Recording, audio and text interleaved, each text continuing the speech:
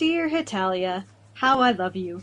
Nope, I'm bored. No one actually writes love letters anyway. Plan B! Alright, everybody ready to start this contest? We've only got 2 minutes and a ton to get through, so everyone do their heroic best, but not as good as me because I'm the hero, and heroes always win.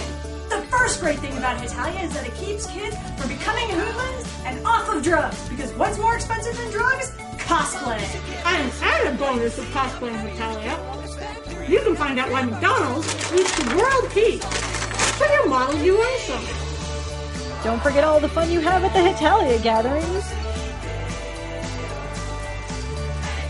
Hetalia introduces you to cultures and foods from around the world. Even though I light Easy Mac on fire, the show has inspired me to create my own dish based on the character of America.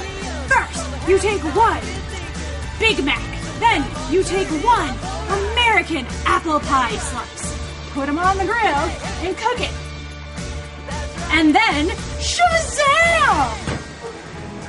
We have the all-American hamburger pie.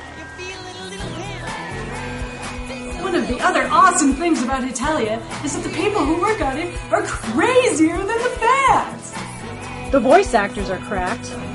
As for the production crew, I think the challenge video pretty much proves my point on that. But the best part about Hetalia is that it's a family.